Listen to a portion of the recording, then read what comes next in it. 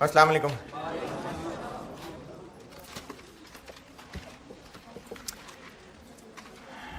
दुरूद शरीफ पढ़ लें।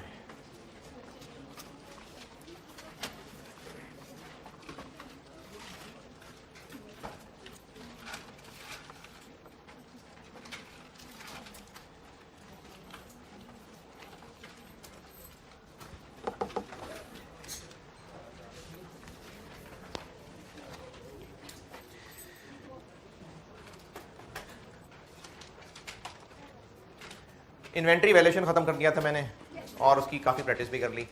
अच्छा, अब कॉस्ट का एक चैप्टर एग्जाम वाले टॉपिक्स में से, उससे पहले तो मैंने जब बेसिक कॉन्सेप्ट बताए थे, एग्जाम वालों में से एक चैप्टर हो गया ख़त्म।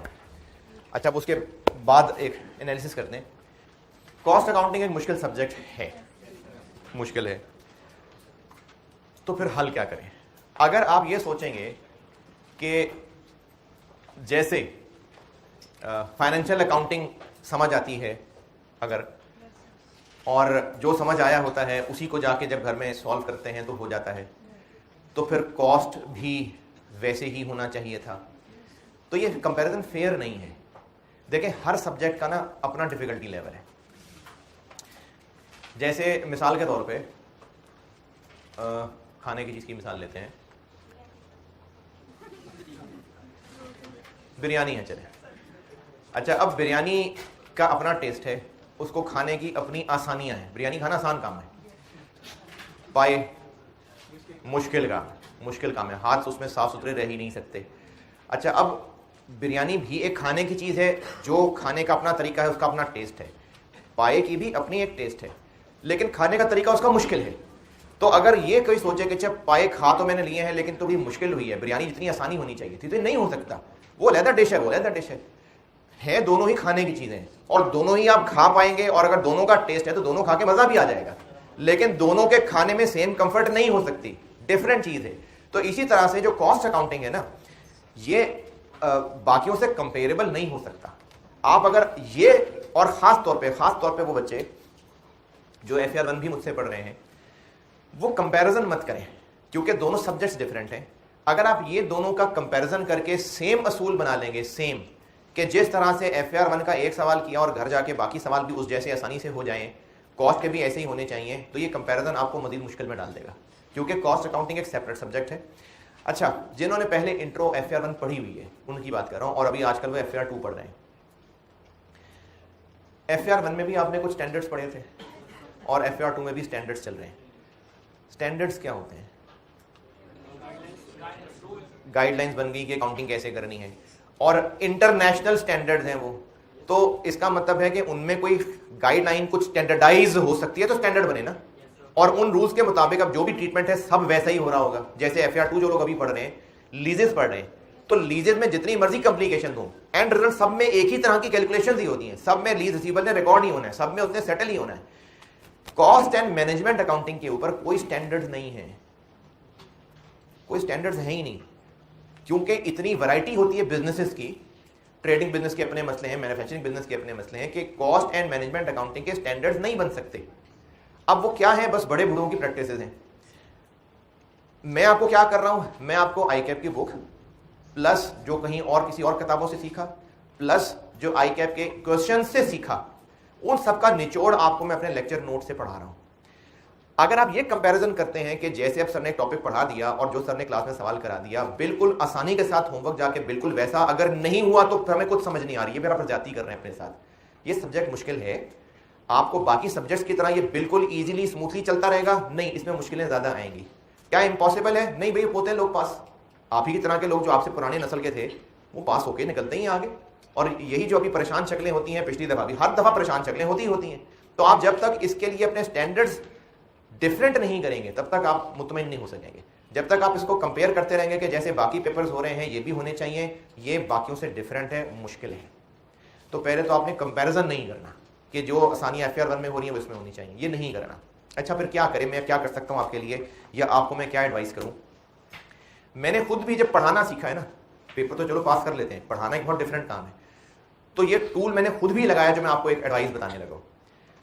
जब आप कॉस्ट अकाउंटिंग पढ़ रहे हैं, जैसे मैंने इन्वेंटरी वैल्यूएशन पढ़ा दिया, और तकरीबन हर चैप्टर में, तकरीबन अभी आज वाले में भी मैं ऐसे ही करूंगा, हर नहीं तो चलो मेजॉरिटी चैप्टर्स मैंने कुछ टुकड़ों में बांटे हुए हैं कि मैं इस चैप्टर को इतने टुकड़ों में बांट रहा हूँ, इस टुकड़े में ये ऐसे ऐसे पढ़ेंगे, फिर दूसरे टुकड़े में इस तरह के सवाल होते हैं। यानी कुछ चैप्टर जिसका मैंने इन्वेंटरी वैल्यूएशन भी पढ़ाया है, कोशिश करता रहा कि पूरा स्ट्रक्चर लेके चलूँ, और मैं बार बार रिपीट करता रहा कि इन्वेंटरी क्या है, फिर हमने ये पढ़ा था, फिर हमने ये पढ़ा था, बार बार स्ट्रक्चर बताता रहा ना, आपको पूरा एक स्ट्रक्चर टॉपिक पढ़ाया था।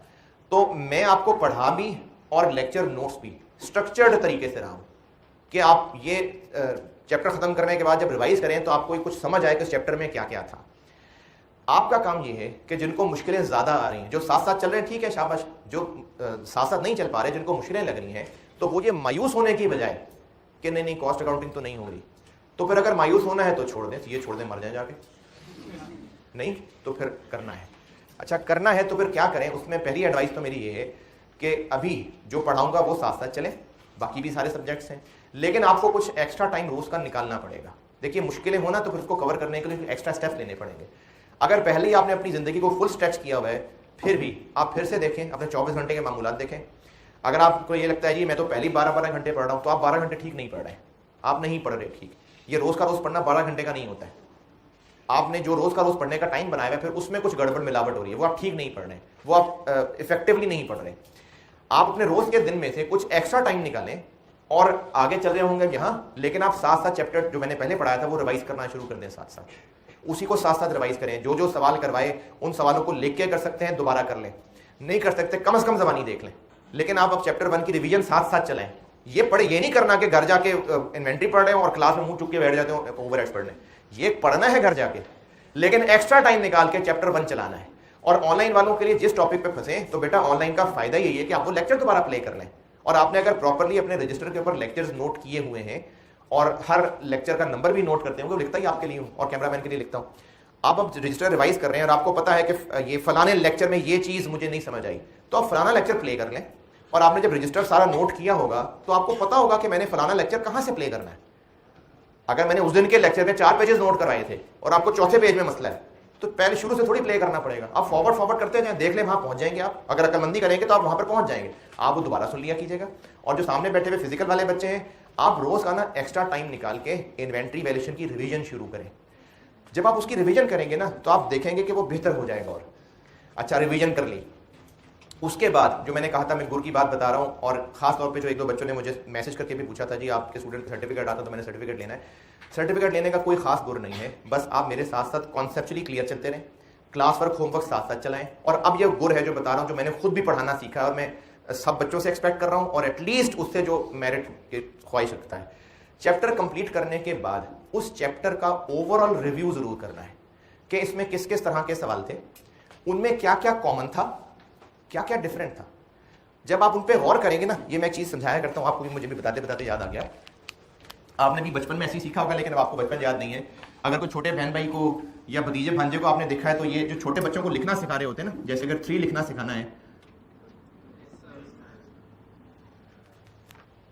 उसको डॉटेड जो सारे अल्फाबेट्स और काउंटिंग है डॉटेड सिखाई जाती है। अच्छा वो कर क्या रहा है, वो सिर्फ डॉट्स को ज्वाइन कर रहा है। अगर वो डॉट्स को ज्वाइन करना ही सीख रहा है सिर्फ, तो अब अगली बार वो बगैर डॉट्स के 3 नहीं लिख सकता। किया उसने डॉट्स को ज्वाइन कर, यानी उसने उसका अगर करने वाला काम देखें तो ऑन फेस ऑफ इट वो क्या कर रहा है, ये इधर से इधर, इधर से इधर, इधर से इधर, इधर से इधर, इधर से, वो तो डॉट्स ज्वाइन कर रहा है। लेकिन वो अब बगैर डॉटेड नक्शे के सादे पेज पे 3 कब लिख पाएगा? जब उसने इसको ओवरऑल भी रिव्यू किया होगा, जब उसने ये देखा होगा कि हाथ की डायरेक्शन क्या जा रही थी, किस तरह से शेप कहां कर्व हो रहा था, कहां नहीं हो रहा था, कहां स्ट्रेट डाउन था, कहां ऐसे चल रहा था। वो इस शेप पे गौर करेगा तो फिर बगैर डॉट्स के कर पाएगा। जब वो इसका ओवरऑल रिव्यू करेगा, जब वो सिर्फ डॉट्स को देख रहा होगा, बिल्कुल ऐसे कि मैंने डॉट से डॉट मिलाना है, ओवरऑल देख ही नहीं रहा, फिर नहीं लिख सकता वो 3, उसको ओवरऑल देखना पड़ेगा। तो मैंने खुद भी टीचिंग ऐसी सीखी कि हर चैप्टर के सारे सवालों को मैं ओवरऑल रिव्यू करता था, एक पूरी पिक्चर नजर आती थी कि इस चैप्टर में क्या है। और जब सारे सवाल कंपेयर होते थे तो उस पर कुछ ना कुछ कॉमन नजर आ जाता था कि इन्वेंट्री, अब जैसे जितने सवाल इन्वेंट्री वैल्यूएशन के किए हैं, अगर आप उन पर गौर करेंगे तो आपको नजर आ जाएगा, अच्छा हर सवाल में ये तो करना होता है। एनआरबी का जहां भी सवाल होगा उनमें ये काम तकरीबन सब में हो रहा होता है। जब इस तरह का गौर करेंगे तो आपको एक ओवरऑल स्ट्रक्चर जहन में नक्शा छपना शुरू हो जाएगा। और कॉस्ट अकाउंटिंग के बारे में बच्चों की मेजॉरिटी, शायद आप सबकी परेशानी ये होती है कि जो आप बोर्ड पे कराते हैं वो तो समझ आता है, जो घर जाके करते हैं तो वो समझ नहीं आता कैसे करना है, क्योंकि एक नक्शा दिमाग में आप नहीं बना पाए होते। आपको डॉट बना देंगे तो आप सवाल कर लेंगे, डॉट नहीं बनाएंगे तो आप समझ नहीं पा रहे, क्योंकि आपने उसको ओवरऑल ऑब्जर्व ही नहीं किया। तो आपको सबको नसीहत ये कर रहा हूं कि जब जब मैं चैप्टर खत्म करता जाऊं, दो बातें मैंने की हैं। एक, एक्स्ट्रा टाइम निकाल के उसके साथ साथ रिवीजन करें, और जब साथ साथ रिवीजन कर लें तो वैसे तो नसीहत सबको है लेकिन सब कर नहीं पाते ये काम, तो अच्छे बच्चों को और लाजमी जो सर्टिफिकेट की टारगेट करते हैं कि ओवरऑल रिव्यू जरूर करें। वैसे सबकी नसीहत है कि आप सारे सवालों को कंपेयर करें, उनमें कुछ ना कुछ सिमिलैरिटीज ढूंढने की कोशिश करें, कुछ ना कुछ डिफरेंसेस ढूंढें कि इस सवाल में ऐसा क्यों है तो उसमें क्यों नहीं किया था। देखने में तो मुझे एक जैसे लग रहे थे, क्या वजह थी कि जहां पर हमने सेल प्राइस मार्केट वाली ले ली, फलाने में मार्केट वाली नहीं ली? क्या वजह थी कि वहां पर हमने कॉस्ट टू सेल पिछले साल वाली कर ली और उस सवाल में उसको बढ़ा लिया था? कुछ तो फर्क नजर आ रहा होगा। इन चीजों पर जब आप गौर करेंगे ना, फिर आपके जहन में हर चैप्टर के सवाल का एक नक्शा बनना शुरू हो जाएगा, और फिर आप बगैर गाइडेंस के भी उस नक्शे के ऊपर सवाल प्लान कर सकते हैं। तो एक तो साथ साथ पिछला चैप्टर रिवाइज करते जाइए, दूसरा चैप्टर का ओवरऑल रिव्यू जरूर करें, सारे सवालों का आपस में कंपैरिजन करके कुछ ना कुछ कॉमन जरूर नक्शा बना पाएंगे आप। ये तो चैप्टर बाद की बात है। उसके अलावा साथ साथ रोज का रोज पढ़ के आया करें बेटे। देखिए, अगर आप सिर्फ और सिर्फ ये कहेंगे ना कि बस क्लास में एक्टिव बैठना है, बस जो सर पढ़ा रहे हैं वो समझ लेंगे, पिछला साथ साथ रिवाइज नहीं करेंगे, तो क्लास पढ़ते जाएंगे, सब जहन से निकलता जाएगा। तो जब तक हम जो टॉपिक पढ़ रहे हो, आप उसका सारा जो पिछला पढ़ा होगा, जैसे अभी ओवरहेड शुरू किया है, जब 3-4 दिन आगे चला जाऊंगा तो आपने उन 3-4 दिन बाद की क्लास के अंदर पिछले तीनों का रिवाइज करके बैठना है। जब 5वीं क्लास करा रहा हूंगा तो पिछले चारों का रिवाइज, और जब रोज रिवाइज किया करेंगे तो फिर 4-4 घंटे नहीं लगेंगे। हर रोज रिवाइज करने से टाइम कम होता जाएगा, लेकिन आप उस टॉपिक में इन रहेंगे। तो आप रोज का रोज पढ़ के आया कीजिए। क्लास वर्क जो मैं क्लास में करता हूं वो तो मैंने किया होता है, वो घर जाकर दोबारा किया कीजिए, फिर होमवर्क उसके बाद किया कीजिए। और बहुत सारे सवाल करने के उतने फायदे नहीं होते जितने किए हुए सवालों को दोबारा करने का फायदा होता है। किए हुए सवालों को दोबारा करने का ज्यादा फायदा होता है। तो क्लास वर्क मैंने किया बोर्ड पे, घर जाके वो दोबारा करें और होमवर्क उसके बाद करें। ये तो बात हो रही है अच्छे बच्चों की। जिन्होंने सब नहीं करना तो बस ठीक है, चलते रहे चांस पे जिस तरह चल रहे हैं, वो पास हो गए तो हो गए, नहीं तो ना सही, अगली बार सही।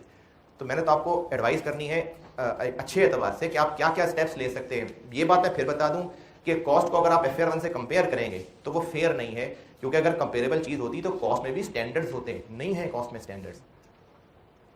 बेकार बातें कर दी मैंने कुछ। तो आप लोग ना, जो लोग अभी खासतौर पर जो लोग अभी AFC के बाद नए आए हैं और अभी ही इन्होंने कैफ पढ़ना शुरू किया, उनके जज्बात थोड़े से ज्यादा मजरूह तो अभी नहीं हुए, लेकिन वो ज्यादा परेशान होते हैं क्योंकि अभी तक उन्होंने कैफ का कोई पेपर अटेम्प्ट नहीं किया होता है। तो इसलिए अभी ही जज्बात संभाल लेंगे तो फिर कंट्रोल रहेगा सब्जेक्ट पे। अभी से ही हिम्मत हार जाएंगे तो आगे तो बेटे और मुश्किल होनी है कॉस्ट जाके। आप अभी एफर्ट पूरी करते जाएं। एक और काम होगा जो आपको अभी यकीन नहीं आएगा, लेकिन कुछ अर्से बाद आपको यकीन आएगा। जितना कुछ पढ़ा है, जब हम आगे चलते जाएंगे ना, तो ऐसा नहीं होगा कि वो जो पढ़ लिया आपने वो उठा के स्टोर में रख दिया है, वो आपके दिमाग में है। और जैसे जैसे हम आगे चलते रहेंगे तो जो पहले पढ़ा था वो ऐसे ही है जैसे वो हल्की आंच पे रखा हुआ है, और वो आप पढ़ नहीं रहे होंगे, पढ़ ओवरहेड रहे होंगे, पढ़ लेबर रहे होंगे, लेकिन आप देखेंगे over a period of 1 to 3 months जो इन्वेंट्री पड़ी थी वो आहिस्ता आहिस्ता और पकनी शुरू हो गई होगी। जब आप, अब जैसे मैंने ओवरहेड्स कराना शुरू किया है, अभी शायद आपको ज्यादा मुश्किल आएगी, लेकिन यही चैप्टर जब आप जुलाई में दोबारा पढ़ने बैठेंगे, अगस्त में दोबारा पढ़ने बैठेंगे, तो जो आज समझ आई थी उससे बेहतर हो गया होगा, क्योंकि बीच में और बहुत सारे चैप्टर्स के अंदर मजीद मिसिंग लिंक्स बने होंगे। अभी आपको इस चैप्टर में कुछ लिंक्स मिसिंग रह जाएंगे कि ये क्यों कर रहे हैं, ठीक है फार्मूला सर ने बता दिया है, लेकिन हम क्यों कर रहे हैं। अगले चैप्टर्स में उन क्यों के बारे में कुछ ना कुछ पता चलना शुरू हो जाएगा, फिर क्लिक करेगा, अच्छा ओवरहेड में इसलिए ऐसा करते थे। तो ये जो पुराने चैप्टर है ये भी साथ साथ पक रहे होते हैं, ये भी बेहतर होने शुरू होते जाते हैं।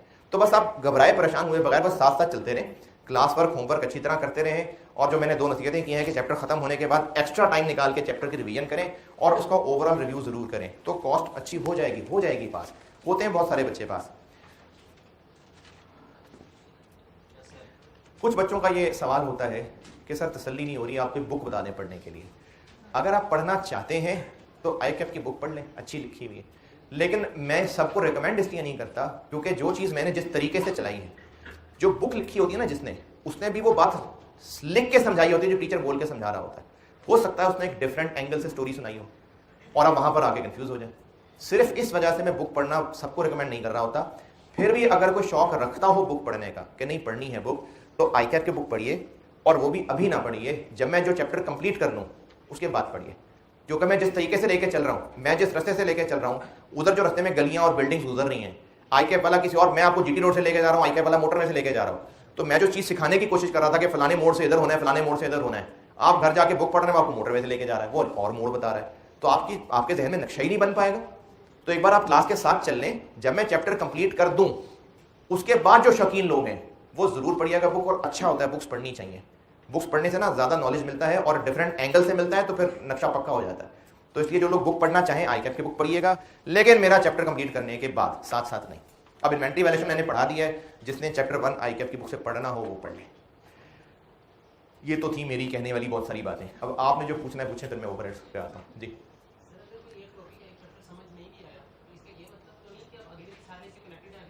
बिल्कुल बिल्कुल ऐसा नहीं है, आप अगले चैप्टर पे चलें, और जैसे मैं कह रहा हूँ कि चैप्टर खत्म करने के बाद आप कोशिश करें उसको साथ एक्स्ट्रा टाइम रिवाइज करने की, वो अपनी एफर्ट चलाएं, लेकिन अगले चैप्टर पे आप शुरू से चलें। कुछ ही चैप्टर्स हैं जो बहुत ज़्यादा कनेक्टेड हैं, अदरवाइज काफ़ी डिफरेंट हैं। जैसे अभी जो ओवरहेड्स पढ़ाने लगा हूँ, इसका इन्वेंट्री से ताल्लुक नहीं है, ये डिफरेंट चीज़ है। हाँ जी, और कोई परेशानी, उलझन, कोई दुख दर्द शेयर करना चाहते हो?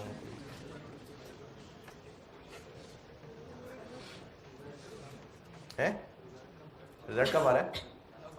नहीं, मुझे नहीं पता कब आ रहा है। ऑफिशियली क्या है? 4। हाँ तो बस 4 ही है, अगर उससे पहले आना हुआ तो अनाउंस हो जाएगा, वरना जो ऑफिशियल है वही है। क्या हुआ? अभी तो शुरू किया यार, अभी तो एक्स्ट्रा क्लासें भी रखनी है इसके बाद मैंने। जी जी, कॉस्ट की भी भाई, ये 2 ही वाला सेशन है, कॉस्ट की भी। जुल्म है, ठीक है, छोड़ दे सी, मर जाए जाके। हाँ जी, किधर है, कौन है? हाँ जी, क्या है बोलो ना।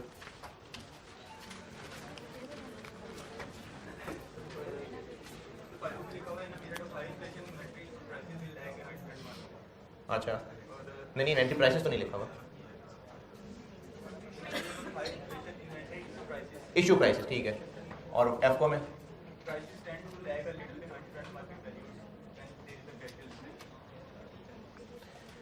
फाइफो में जो बात की है ना डिसएडवांटेज में, वो बात की है इशू की। एफको वाले डिसएडवांटेज में इशू का वर्ड नहीं लिखा हुआ, वो बात हुई है क्लोजिंग इन्वेंट्री की। अगर प्राइसेस बढ़ रही हैं तो फाइफो में क्लोजिंग स्टॉक किस पे आ रहा होता है? रीसेंट पे, जो कि सबसे हाईएस्ट है, और जो इशू हुए होंगे वो सस्ते वाले होंगे। तो फाइफो के डिसएडवांटेज में लिखा हुआ है कि जो मटेरियल इशूड है वो सस्ती अमाउंट आ रही है, हालांकि मार्केट में मटेरियल बहुत महंगा चल रहा है, ये उसमें लिखा हुआ है। एफको में ये लिखा हुआ है कि जब हम एवरेज कर लेते हैं तो पड़ी हुई इन्वेंट्री का रेट नए रेट के मुताबिक है या उससे कम आ रहा होगा, कम आ रहा होगा। ये एफको के डिसएडवांटेज में लिखा है, यानी एफको के डिसएडवांटेज में इन्वेंट्री के पॉइंट ऑफ व्यू से बात हो रही है, और फाइफो के डिसएडवांटेज में इशू के पॉइंट ऑफ व्यू से बात हो रही है। ओवरहेड्स जी, कल मैंने आपको बताया था कि इस चैप्टर में हमने सीखना है, जरूरत क्या बताई थी कि हमें साल के शुरू में प्रोडक्ट कॉस्ट चाहिए होती है पर यूनिट। उसमें डायरेक्ट मटेरियल और डायरेक्ट लेबर तो हम समहाउ एस्टीमेट कर सकते हैं, काफी हद तक एक्यूरेटली कर सकते हैं, लेकिन एफओएच फिक्स्ड की वजह से, वेरिएबल भी एस्टीमेट हो सकते हैं पर यूनिट, फिक्स्ड की वजह से पर यूनिट फिगर हम साल के एंड पे ही जान पाते थे, लेकिन हमें साल के शुरू में जरूरत है प्रोडक्ट कॉस्ट जानने की।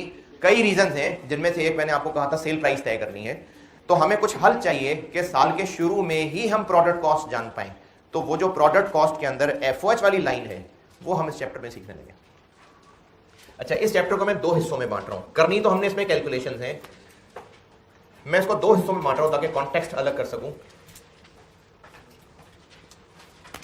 और ये मैंने बांटा हुआ करेगा। मैं हर चैप्टर में, या अगर हर में नहीं भी, मेजॉरिटी में शुरू में बताया करूंगा कि मैं इसको कुछ टुकड़ों में बांट रहा हूं, तो ये मैंने बांटा हुआ है आपको पढ़ाने के लिए। तो बेटर अंडरस्टैंडिंग के लिए मैं इस चैप्टर के 2 हिस्से कर रहा हूं।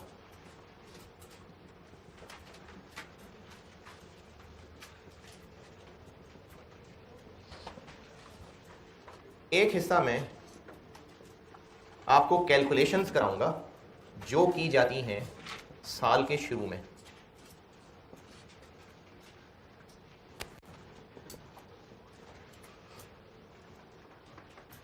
इस चैप्टर में एक हिस्सा मैं आपको सिखा रहा हूँ जहां पर हम कुछ कैलकुलेशंस कर रहे होंगे, और वो कैलकुलेशंस हम साल के शुरू में कर रहे होंगे, और फिर एक हिस्सा मैं आपको कराऊंगा कि जिसमें साल गुजर गया और अब हम लोग साल के एंड पे आ गए हुए हैं, तो फिर कुछ हिसाब किताब साल के एंड पे किया जा रहा हुआ करेगा। तो इस चैप्टर में ये 2 अलग अलग चीजें मैं आपको कराऊंगा,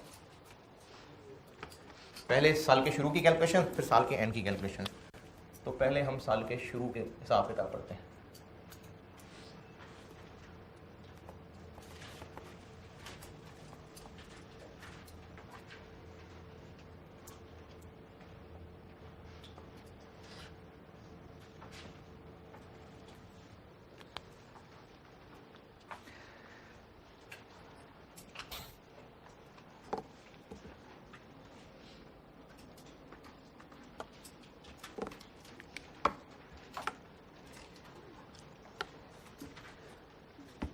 अच्छा, ये ऑनलाइन में बच्चे बार बार एक चीज़ कह रहे होते हैं, मैं ग्रुप में भी बताता हूँ, लेकिन चलो कभी ना कभी इस लेक्चर तक पहुँच के मेरी बात सुन ही लेंगे।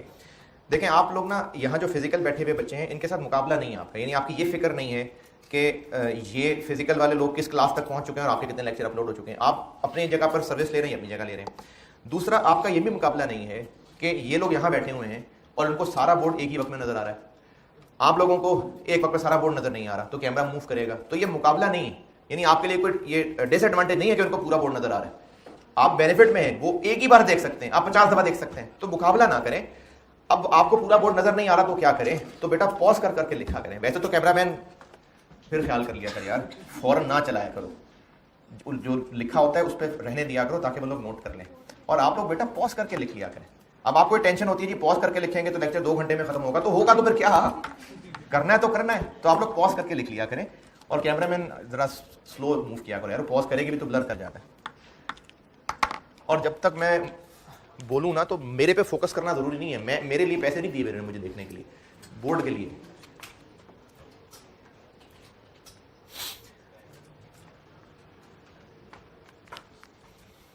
साल के शुरू में खड़े हम, साल के शुरू में एक रेट कैलकुलेट किया जाएगा, रेट लिखता हूं अभी।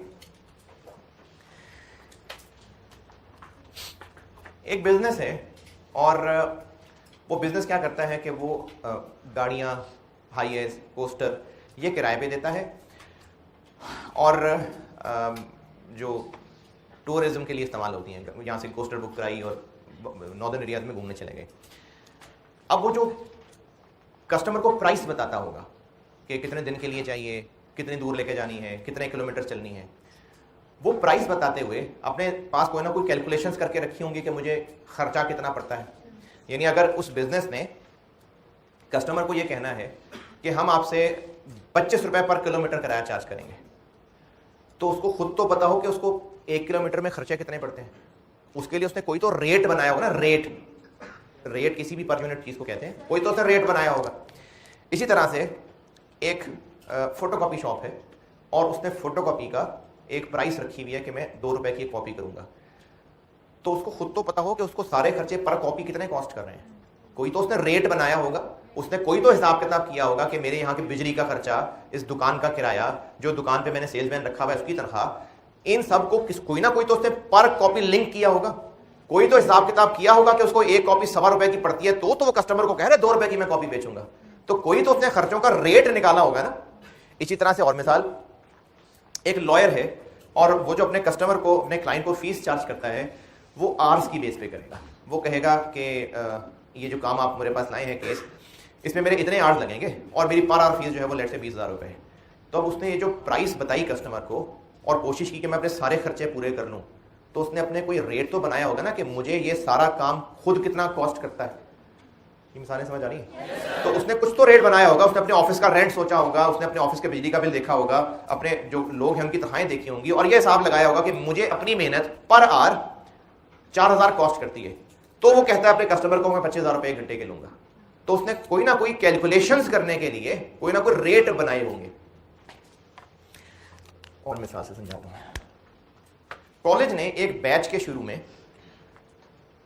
ये अंदाजा लगाना है, वैसे तो फीस मार्केट के हिसाब से निकलती है, अभी जो हालात है मार्केट के, फीस तो मार्केट के हिसाब से डिटरमिन होती है, लेकिन अगर ये मार्केट का मसला ना हो कि फलाना कॉलेज है, फलाना कॉलेज है, उन्होंने इतनी फीस रखी है तो हम तो इतनी फीस नहीं रख सकते, अगर जिसको प्योरली एक बिजनेस डिसीजन देखें, तो कॉलेज ये अंदाजा लगाए कि हमें एक स्टूडेंट को पढ़ाना कितना कॉस्ट करेगा, तभी प्राइस तय कर पाएंगे ना। तो वो एक स्टूडेंट को जो पढ़ाना कॉस्ट करेगा उसके लिए अब वो किस तरह की कैलकुलेशंस कर सकते हैं, मैं आपको उनकी कुछ मिसालें बताता हूं। जैसे बिजनेस ने सोचा कि ये जो कोर्स है ये 100 आवर्स का है, मिसाल के तौर पे कॉलेज सोच रहा है कि 100 आवर्स का एक कोर्स है। अब इस कोर्स के अंदर बच्चों ने क्लासरूम में भी बैठना है, एसी भी चलने हैं और जो लाइट्स हैं ये भी होनी है, फिर इसके अलावा जो सपोर्ट स्टाफ है, पीएन्स हैं, ऑफिस बॉयज हैं, इनकी भी सैलरीज हैं। तो वो कोई ना कोई लिंक ऐसा बनाएंगे ताकि वो ये देख सकें कि ये 100 आवर्स का कोर्स पढ़ाना हमें कितना कॉस्ट करेगा, उसके हिसाब से फिर वो फीस निकाल पाएंगे। जैसे अगर 100 आवर्स का कोर्स है और कॉलेज ने कहा कि हमने 100 बच्चे तो इस क्लास में एडमिशन करने हैं, तो उनको 100 आवर्स के बदले 100 स्टूडेंट्स की फीस आनी है, तो अब उन्होंने अगर फीस तय करनी है तो उनको ये पता होना चाहिए कि इन 100 घंटों में उनको खर्चे क्या क्या पड़ने हैं। और इसी तरह से अगर कोई 150 घंटे का कोर्स होगा, कोई 250 घंटे का होगा, तो वो अकॉर्डिंगली प्राइस निकाल पाए ना। जाग रहे हैं ना? इसका मतलब है कि उनको अपने एसी के, मैं एसी से मिसाल देता हूं, उनको अपने कुछ खर्चों को आवर्स के हिसाब से कैलकुलेट करना पड़ेगा। यानी उनको कुछ ऐसा कुछ ना कुछ करके कैलकुलेट करना पड़ेगा कि इस रूम के अंदर 100 स्टूडेंट्स वाली क्लास में एसी 1 घंटा चलेगा तो 15 रुपए का खर्चा आया करेगा। 1 घंटा एसी चलेगा तो 15 रुपए का खर्चा आएगा। इसी तरह से और खर्चे जो स्टाफ की सैलरीज हैं, उन्होंने कुछ ना कुछ ऐसा हिसाब बनाया होगा कि 1 घंटा क्लास हुआ करेगी तो हमें जो सपोर्ट स्टाफ है उनकी सैलरी कोई 25 रुपए की तो पड़ा करेगी। ये रेट बनाए हुए हैं उन्होंने, रेट, किसी ना किसी खर्चे को किसी ना किसी एक्टिविटी से लिंक करके एक रेट बनाया हुआ है। ये एसी वाली मिसाल दोबारा बता रहा हूं। एसी का जो 15 रुपए निकला है, ये 15 रुपए की मैंने क्या इंटरप्रिटेशन दी है कि अगर 1 घंटे की क्लास में एसी चलेगा तो 15 रुपए इसके बिजली का बिल है। ये 15 रुपए का एक रेट बनाया है उन्होंने, जैसे भी बनाया है कॉलेज वालों ने एक रेट बनाया ताकि एसी के बिजली के बिल को इससे लिंक करके पूरा खर्चा सोचा जा सके। तो अगर कोई 100 आवर्स का कोर्स होगा, उसकी फीस तय करने के लिए कॉलेज इससे क्या फायदा उठा सकता है? 100 आवर्स से मल्टीप्लाई कर ले, 100 आवर्स से मल्टीप्लाई कर ले, ताकि उस पूरे कोर्स का खर्चा पता चले, नंबर ऑफ स्टूडेंट्स हो तो एक फीस निकल पाए। और अगर कोई 200 आवर्स का कोर्स है तो फिर इस 15 को 200 से मल्टीप्लाई करें ताकि फिर उसकी फीस तय हो सके। तो इस सारी मेहनत में ये 15 रुपए का एक रेट निकालना पड़ना था ना। ये रेट निकालना अब सीखने लगे हम। ये बात आई समझ? तो बिजनेस के जितने ओवरहेड्स हैं, ओवरहेड्स, फैक्ट्री ओवरहेड्स क्या होता है, मैं साथ फैक्ट्री का वर्ड भी चलो लगा देता हूं। फैक्ट्री के सारे खर्चे सिवाय डायरेक्ट मटेरियल और डायरेक्ट लेबर, ये सारे के सारे खर्चे जिनकी लंबी चौड़ी मिसालें हैं, indirect material, indirect labour, factory की power, insurance, depreciation, repair maintenance, factory का रेंट, इंश्योरेंस, ये सैलरीज, लोगों की सैलरीज, ये सब एफओएच है, फैक्ट्री ओवरहेड। उनमें वेरिएबल फिक्स दोनों हो सकते हैं। अच्छा, अभी इस चैप्टर को पढ़ते हुए फिलहाल मैं फिक्स्ड और वेरिएबल में नहीं जाऊंगा क्योंकि हमें इसको तोड़ने की इस चैप्टर में जरूरत नहीं है। जिन चैप्टर में जरूरत पड़ेगी मैं फिर उनमें जाके फिक्स्ड एफओएच और वेरिएबल एफओएच का जिक्र किया करूंगा। अभी इस चैप्टर में मुझे वेरिएबल और फिक्स्ड की जरूरत नहीं है, इसलिए ना ही आप ये पूछें कि सर ये फिक्स्ड है कि वेरिएबल है, ना ही मैं इसका जिक्र कर रहा हूं। हम बस एफओएच को देख रहे हैं। तो बिजनेस ने अगर कल को अपने प्रोडक्ट की कॉस्ट निकालनी है, प्राइसिंग डिसीजन करनी है, जैसे मैं कॉलेज की मिसाल दे रहा हूं, तो उसको अपने सारे फिक्स्ड ओवरहेड्स, वेरिएबल ओवरहेड्स के नाम नहीं बोल रहा, FOH, factory overheads, FOH, factory overheads, सारे के सारे खर्चों को उनको कोई ना कोई रेट की शक्ल देनी पड़ेगी ताकि उसको यूज कर सके। 100 आवर्स का कोर्स की प्राइसिंग करनी हो तो इस रेट को यूज कर सके, 150 घंटे के कोर्स की प्राइसिंग करनी हो तो इसको यूज कर सके। यानी बिजनेस अपने सारे एफओएच के लिए कोई ना कोई रेट निकालेगा और क्या इस्तेमाल होगा उसका, उस रेट को फिर यूज करेगा कोई टोटल कैलकुलेशन के लिए। इस रेट को कहते हैं ओवरहेड एब्जॉर्प्शन रेट। इसको एब्जॉर्प्शन क्यों कहते हैं, इसका जवाब मैं इंशाल्लाह कल एक सवाल कराऊंगा तो उससे रिलेट करूंगा। 5 पेपर का एक सवाल कराऊंगा कल की क्लास में, इंशाल्लाह उम्मीद है वो 5 पेपर का सवाल आ जाएगा। फिर समझाऊंगा कि इसको ओवरहेड एब्जॉर्प्शन रेट क्यों कहते हैं। मैंने इस चैप्टर को दोस्तों में बांटा और अब से ऑनवर्ड जो पढ़ा रहा हूं ये पढ़ा रहा हूं, जब तक मैं ये हेडिंग नहीं डाल देता। ठीक है, हम सब कैलकुलेशन किस टाइम सीख रहे हैं, अभी स्टार्ट करें। तो उनमें एक ही कैलकुलेशन है मेनली जो सिखानी है, वो है ओवरहेड्स एब्जॉर्प्शन रेट, जिसको बहुत ही प्यार से सारे के सारे लोग कहते हैं OAR।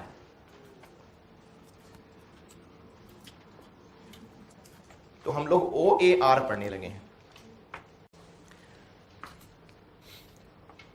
और इसका एक और नाम लिख लें, वैसे इसको ओवरहेड रिकवरी रेट भी बोलते हैं, लेकिन ज्यादा मशहूर यही OAR है। ओवरहेड एब्जॉर्प्शन रेट है, ज्यादा मशहूर OAR। ओवरहेड रिकवरी रेट भी कहा जाता है इसको।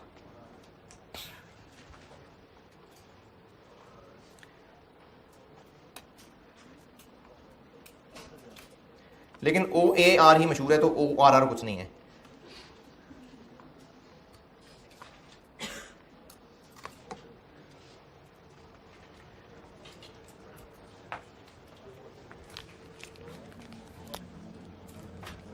OAR होता है इज ये जो भी समझाया इसको थोड़ी सी अंग्रेजी में लिखने की कोशिश करता हूं। OAR is a pre determined rate calculated at year start using budgeted information. ये एक प्री डिटरमिन्ड रेट होता है। प्री डिटरमिन्ड यानी शुरू में डिटरमिन किया होता है, प्री साल के शुरू में कैलकुलेट करते हैं, और इसकी कैलकुलेशन के लिए जो इन्फॉर्मेशन यूज कर रहे होंगे, जो वैल्यूज यूज कर रहे होंगे, वो एक्चुअल वैल्यूज यूज कर रहे होंगे। एक्चुअल क्यों नहीं? क्योंकि अभी तो साल गुजरा ही नहीं ना, अभी तो हम एस्टिमेशंस कर रहे हैं, तो बजटेड, बजटेड मतलब एस्टिमेशंस, तो इसको एस्टिमेटेड फिगर यूज करके साल के शुरू में कैलकुलेट किया जाता है।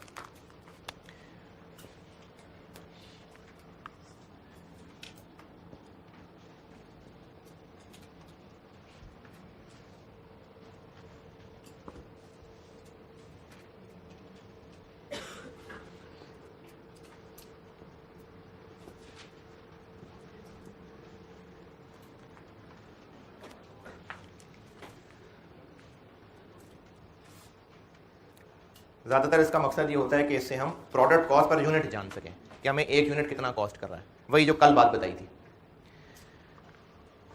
जो मैंने कल इसकी सारी कहानी सुनाई थी ना, कि हमें साल के शुरू में जानना पड़ेगा कि एक यूनिट बनाने के लिए कितने एफओएच लगते हैं ताकि हम उसको पर यूनिट कॉस्ट में लिख सकें। वो OAR है। जो फिगर हमने प्रोडक्ट कॉस्ट का हिस्सा बनानी है वो OAR है, कि हम लोग OAR यूज़ करते हैं mainly product cost per unit निकालने के लिए।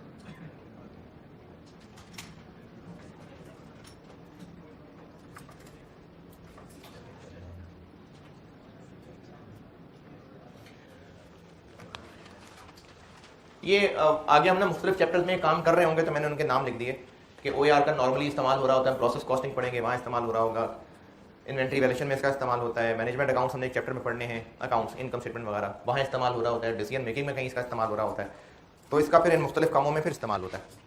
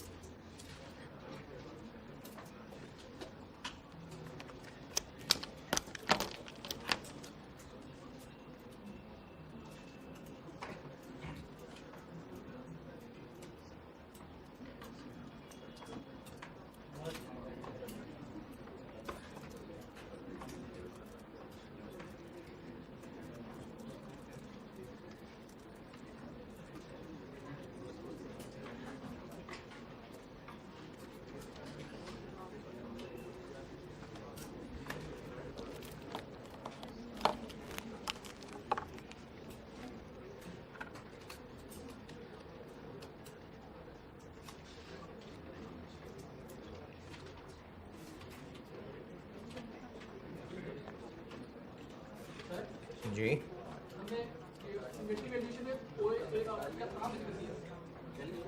अभी नहीं किया, आगे चैप्टर्स में देखेंगे तो आएगा।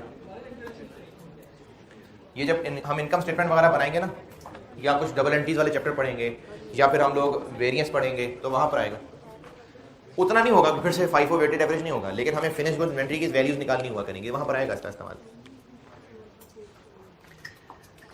OIR की कैलकुलेशन सीखते हैं जी।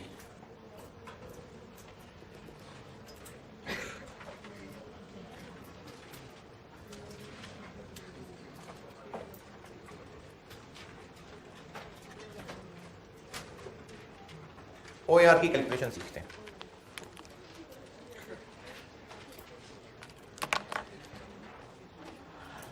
ओवरहेड एब्जॉर्प्शन रेट एक रेट है, तो ये जो इसमें अभी बता रहा था 15 रुपए पर आवर। फैक्ट्री ओवरहेड्स की मिसालें, बस यही रुक गए, बस यही चाहिए था मुझे। रेंट एक मिसाल है। रेंट तो एक टोटल चीज है for the year, total for the month, total for the year. हमें अगर उसको रेट बनाना है, यानी कोई पर करना है, तो किसी चीज से डिवाइड करना पड़ेगा। अब मैं आपको मुख्तलिफ मिसालें बताऊंगा और आपने फिर जो मैं पूछता जाऊंगा उनमें करने हम ये लगे हैं, थोड़ा सा दिमाग इस्तेमाल करने लगे हैं कि मैं खर्चे बताऊंगा और आपने फिर उसको सोच के बताना है, जल्दबाजी नहीं करनी, कि किस एक्टिविटी से इसका ज़्यादा बेहतर रिलेशन बनता है। एसी की बिजली का बिल है, एसी की बिजली का बिल, इसका ज़्यादा बेहतर रिलेशन किसके साथ है? सवाल सुन लें, ऑप्शन सुन लें। कितने घंटे चलेगा, कितने स्टूडेंट्स होंगे, या सब्जेक्ट का कोर्स कितना बड़ा है, कितने घंटे चलेंगे। वरना अगर क्लास की बात करें तो नंबर ऑफ स्टूडेंट्स भी बैठे हुए हैं और कोर्स भी पढ़ाया जा रहा है, लेकिन एसी की बिजली का ज्यादा बेहतर ताल्लुक किससे है? आर से, कि कितने घंटे चल रहा है। ठीक है, शाबाश।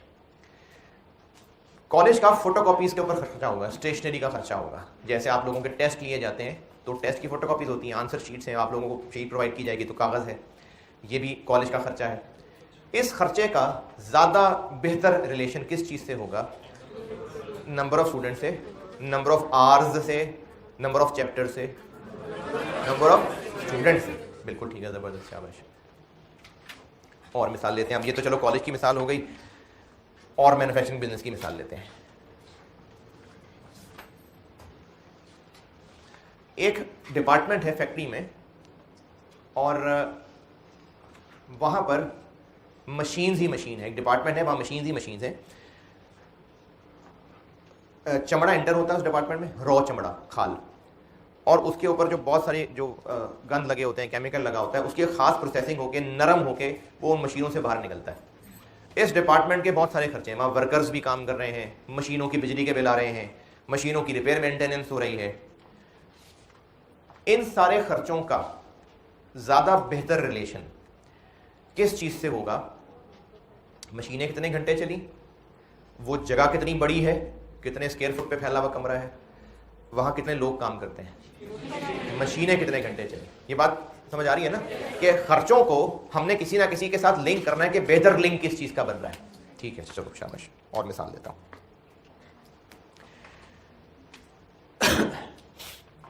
इंश्योरेंस क्या चीज होती है, इस पे मैंने पहले बात की थी। इंश्योरेंस कंपनी वाले कुछ फीस लेते हैं और उससे फिर वो टेंशन से दूर कर देते हैं। गाड़ी की इंश्योरेंस करवाई, मुख्तलिफ गाड़ियां हैं, उनकी इंश्योरेंस करवाई। इंश्योरेंस के खर्चे का ज्यादा ताल्लुक गाड़ियों की वैल्यू से है या है? चलो एक गाड़ी की बात कर लेते हैं। गाड़ी की वैल्यू से है, वो गाड़ी कितने किलोमीटर चलेगी उससे है, गाड़ी की वैल्यू से, गाड़ी की वैल्यू से। ठीक है, शाबाश, समझ आ गई मुझे। जो चाह रहा था मैं आप तक पहुंच गई बात, कि हमने खर्चों को किसी ना किसी चीज से लिंक करना होगा। अच्छा, जरूरी है कि फैक्ट्री के सारे खर्चे या चलो कॉलेज के सारे खर्चे यकीनन किसी एक ही चीज से लिंक होते होंगे? नहीं। जैसे मैंने एसी की मिसाल दी तो वो नंबर ऑफ स्टूडेंट से नहीं, वो आर से ज्यादा बेहतर लिंक हो रहा था, और जो स्टेशनरी का खर्चा था वो नंबर ऑफ स्टूडेंट से ज्यादा बेहतर लिंक हो रहा था। OAR यानी ओवरहेड एब्जॉर्प्शन रेट एक रेट है। रेट का मतलब है कोई पर होगा, यानी rupees per kilometre, rupees per hour, rupees per student, rupees per labour hour, कोई चीज होगी जो रेट की शक्ल में होगी। तो इसको कैलकुलेट करने के लिए फार्मूला तो मैं लिख देता हूं।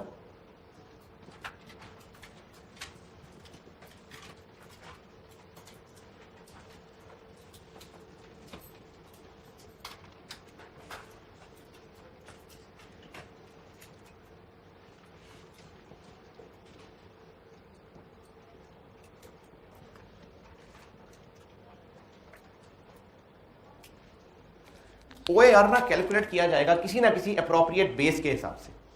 बेस नीचे ठीक है, नीचे जिससे लिंक किया जा रहा है, जैसे मैंने AC की बात की तो उसको लिंक किया गया है आर्स, उसकी बेस हमने आर्स रखी है। इसी तरह नंबर ऑफ, हमने फोटोकॉपी का खर्चा अगर रेट निकालना है तो उसकी बेस हमने नंबर ऑफ यूनिट्स, ये मुराद है मेरी बेस से। तो किसी ना किसी लिहाज से, किसी ना किसी बेस से लिंक किया जा रहा होता है, फिर कैलकुलेशन होती है। अच्छा, फार्मूला क्या होता है? फार्मूला होता है, हम इस फार्मूले में जो भी फिगर यूज करेंगे वो बजटेड यानी एस्टिमेटेड होगी। तो टोटल AC का खर्चा, total budgeted FOH for any period, जैसे हम 2022 के शुरू में खड़े हैं और 22 के हवाले से हम OAR निकालना चाह रहे हैं, तो हम क्या करेंगे कि हम अंदाजा लगाएंगे बजटेड, हम अंदाजा लगाएंगे कि 2022 में टोटल खर्चा कितना होगा, टोटल AC का बिल कितना आएगा, डिवाइडेड बाय रेट बनाना है, टोटल कितने आवर्स इस्तेमाल होगा, तो टोटल बजटेड बेस।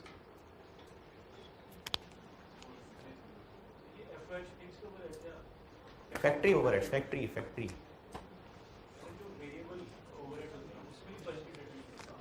अरे यार, अभी तो नसीहत की थी कि इस चैप्टर में मत इसको पढ़ें फिक्स्ड और वेरिएबल के चक्कर में। सब के लिए ऐसे ही होता है, वेरिएबल के लिए भी, फिक्स के लिए भी। यानी ये वेरिएबल है, उनके साथ भी यही सलूक हो रहा होगा, फिक्स के साथ भी यही हो रहा होगा, क्योंकि अभी उसको हम फर्क नहीं कर रहे, क्योंकि सेम सलूक हो रहा है इस चैप्टर में। वेरिएबल खर्चा हो चाहे FOH चाहे फिक्स खर्चा हो, यही सलूक हो रहा है। इसलिए मैं आपको भी वेरिएबल फिक्स में नहीं तोड़ रहा FOH को, बस FOH की बात कर रहे हैं। अच्छा, अब ये जो बेस हैं ये नॉर्मली 6 डिफरेंट तरह की होती हैं। उन सब की मैं शक्लें बताता हूं, उनके नाम लिखता हूं भी, अभी ज़बानी सुन लें। अगर मशीन आवर्स बेस है तो फार्मूला क्या होगा, total budgeted FOH divided by total budgeted machine hours. इसी तरह अगर यूनिट्स प्रोड्यूस्ड बेस है, total budgeted FOH divided by total budgeted units produced. कमाल है यार। तो अब ये जो फार्मूला मैंने लिखा है ये 6 डिफरेंट बेसिस पे कैलकुलेट हो सकता है। एग्जाम में ज़्यादा मशहूर 3 ही है और उनमें से भी 2 ज़्यादा मशहूर है, लेकिन कभी ना कभी किसी ना किसी चैप्टर में इस्तेमाल हो ही जाते हैं। इसी के आगे चल रहा हूँ, इसी के नीचे चल रहा हूँ।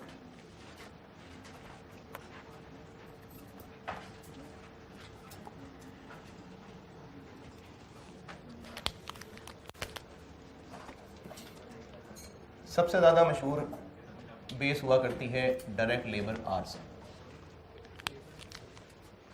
फार्मूला क्या बन जाएगा, total budgeted FOH divided by total budgeted labour hours. इसका मतलब है कि पूरे साल में टोटल जो हमारे डायरेक्ट लेबर लोग हैं वो टोटल कितने घंटे काम करेंगे, total budgeted direct labour hours. अच्छा, अब जिसका आंसर निकलेगा वो किस शक्ल में होगा, इसका जो आंसर आएगा वो किस तरह से होगा। आंसर आ गया 25 रुपए, क्या 25 रुपीज पर लेबर आवर, ठीक है। तो इसमें जो आंसर आया करेगा इस सूरत में वो हुआ करेगा रुपीज पर लेबर आवर या पर आवर, चले।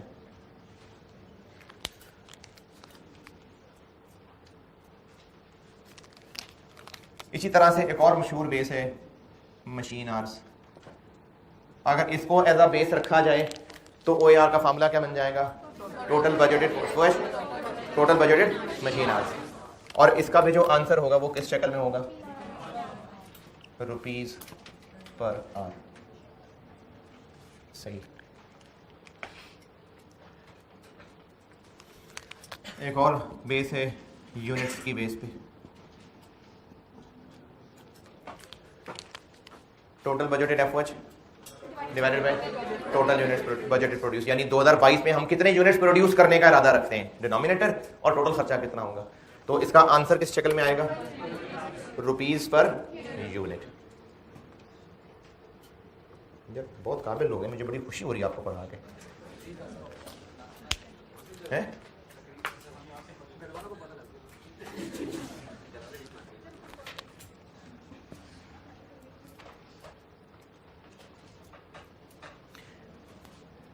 एक मशहूर बेस है डायरेक्ट लेबर कॉस्ट,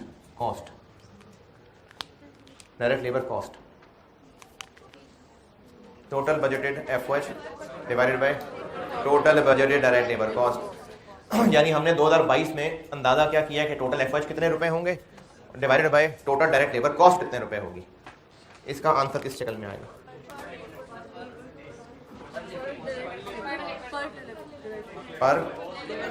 पर लेबर क्या?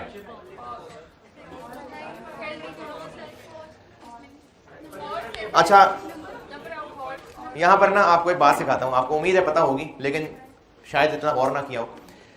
जो बात अभी बताने लगा हूं ना, ये ध्यान से सुनना, ये पूरी कॉस्ट अकाउंटिंग में बार बार मैं आपको बताया करूंगा, और जिन सवालों में जाके फंसेंगे ना कि मल्टीप्लाई करना है डिवाइड करना है, ये बात अगर याद रखी होगी तो वहां पर काम आ जाती है।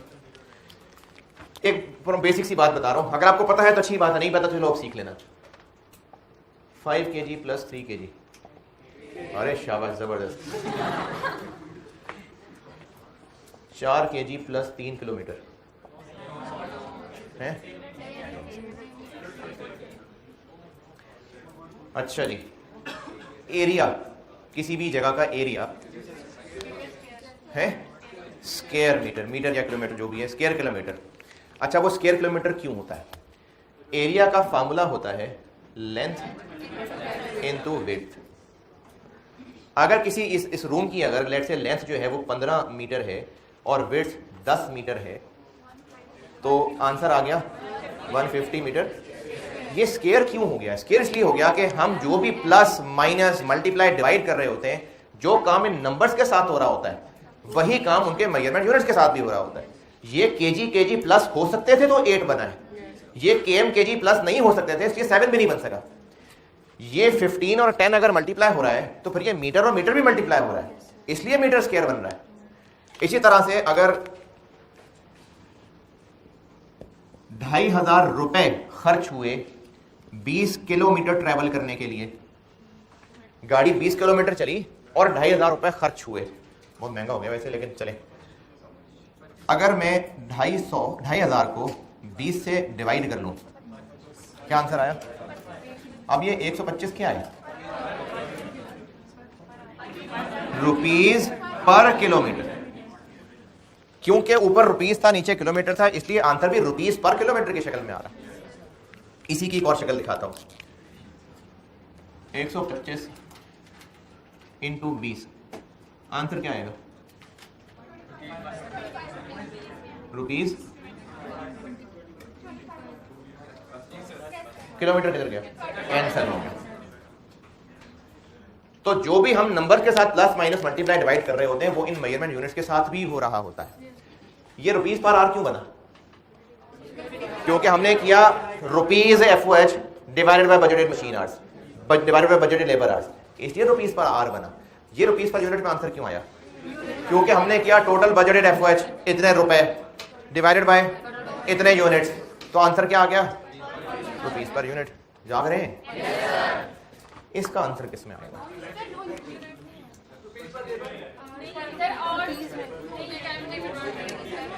फार्मूला क्या होगा? टोटल बजटेड एफओएच यानी 5 लाख रुपए divided by number of labour किधर है भाई? Total budgeted direct labour cost 15 lakh रुपए, तो रुपीज तो गए हैं। ऑर्स किधर है इसमें? इसमें ऑर्स कहाँ है? रुपीज तो कैंसिल हो गया, तो बस फिर एक फ्रैक्शन बच गई, और उसको फ्रैक्शन बताने की बजाय परसेंटेज की शक्ल में बताया जाता है। यानी इसका आंसर क्या कहलाएगा? इसका सॉल्व करें, क्या बनेगा? है 33। अच्छा चलें अब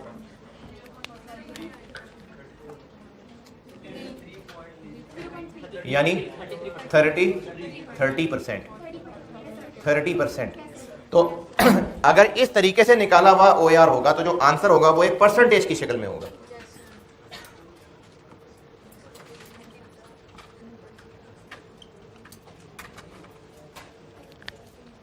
अच्छा, इसकी इंटरप्रिटेशन क्या है वो मैं आपको एक सवाल की फिगर सामने ले आऊं ना, फिर इंटरप्रेट करके बताऊंगा। मैं आपको 6 बेसिस लिख दूं, एक सवाल करा दूं, उसके बाद इंटरप्रिटेशन बताऊंगा कि जो मैं कह रहा हूं कि ओआर रुपीज पर आर होगा, रुपीज पर यूनिट होगा, परसेंटेज होगा, तो उसका मतलब क्या है, वो फिगर्स होंगी ना, फिर मतलब बेहतर बता सकूंगा।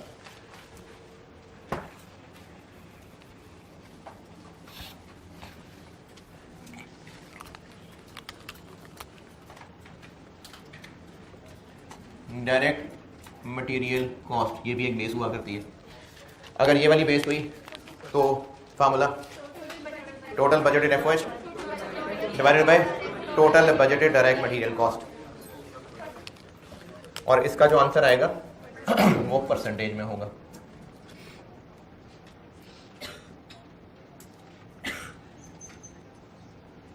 और लास्ट बेस है प्राइम कॉस्ट। प्राइम कॉस्ट कहते हैं सब डायरेक्ट कॉस्ट को मिला के, प्राइम कॉस्ट कहते हैं डायरेक्ट कॉस्ट का टोटल, यानी direct material plus direct labour, इसको प्राइम कॉस्ट कहते हैं। तो फॉर्मूला क्या हो जाएगा, total budgeted FOH divided by total budgeted prime cost, और आंसर की शक्ल क्या होगी जी, परसेंटेज। प्राइम कॉस्ट कहते हैं direct material plus direct labour cost को, direct material cost plus direct labour cost, इनका जो आंसर आएगा उसको प्राइम कॉस्ट कहते हैं।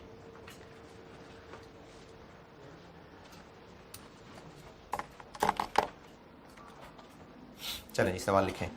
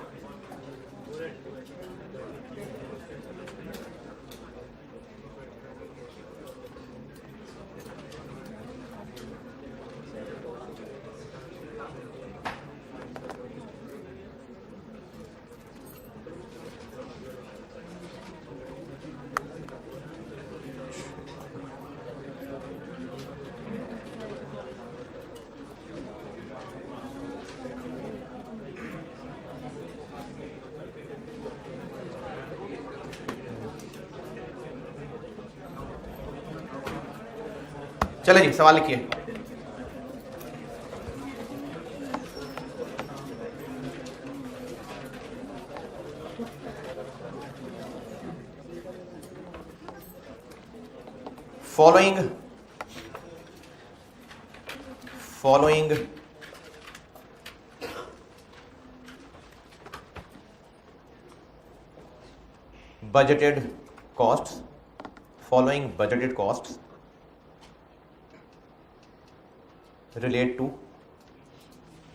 following budgeted costs relate to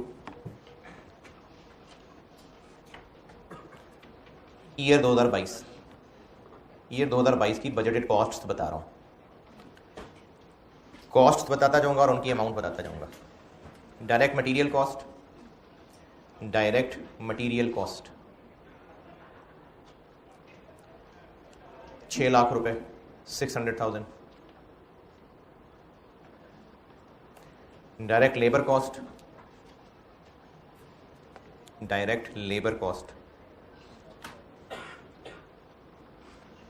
1 million, 1 million रुपए, 10 लाख।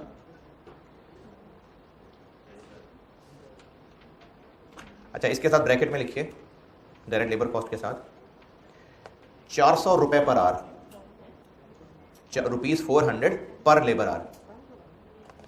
ये क्या मकसद हुआ बताने का, कि जो हम डायरेक्ट लोगों को वेजेस दे रहे होंगे उसको क्या रेट दे रहे हैं, 400 रुपए पर आवर। तो फिर जाके साल का 10 लाख बना है। ब्रैकेट में मैंने कहा कि वेज रेट 400 रुपए पर आवर लिख लें कि वर्कर को जो पैसे देने होंगे हमने साल में वो 400 पर आवर है।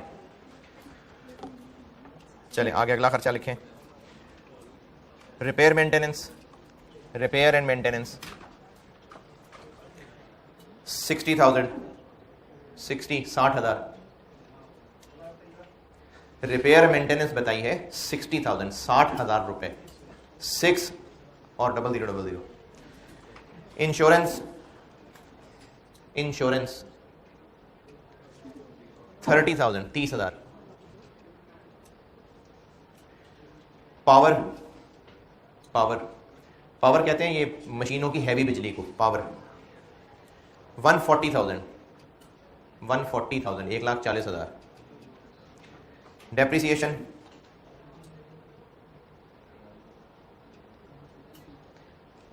70,000, 70,000।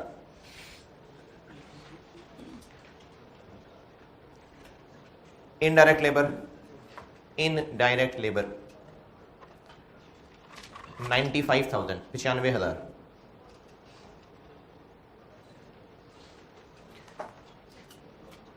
अदर एफओएच, अदर एफओएच और छोटे मोटे होंगे कोई 25,000, 25,000। अच्छा, ये जो सारी लिस्ट लिखवाई है ये सारे एफओएच हैं? फिर पहले दो वाले एफओएच नहीं है, वो तो डायरेक्ट मटेरियल और डायरेक्ट लेबर है, बाकी हाँ एफओएच हैं। चले, बजटेड कॉस्ट यही थी, बजटेड कॉस्ट यही थी। अब उसके बाद other budgeted information, other budgeted information for 2022। यही जो 2022 ईयर की ऊपर कॉस्ट बताई है ना, वो तो रुपए बता दिए। अब उसके अलावा कुछ और भी चीजें बताने लगा हूं जो हमने 2022 के हवाले से सोची नहीं है। Production, production 1000 units, production 1000 units, यानी हमने 2022 में सोचा हुआ है कितने यूनिट्स बनाएंगे? 1000, 1000। मशीन आवर्स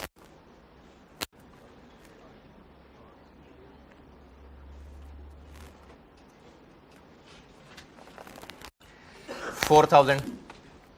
हमने प्लान किया है कि पूरे साल में मशीन टोटल 4,000 घंटे चलेंगी।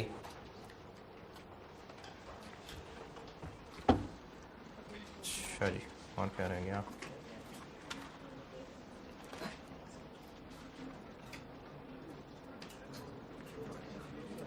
नहीं सॉरी, 3,000 मशीन आवर्स 3,000 बताया मैंने, 4,000 नहीं है, मशीन आवर्स 3,000 है।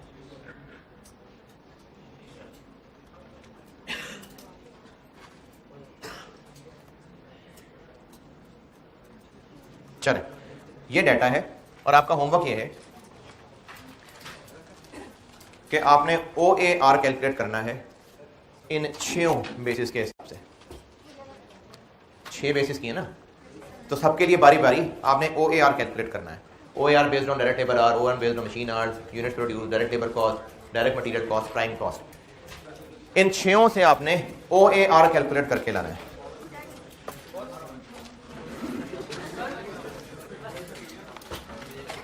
चले ठीक है, अल्लाह हाफ़िज़।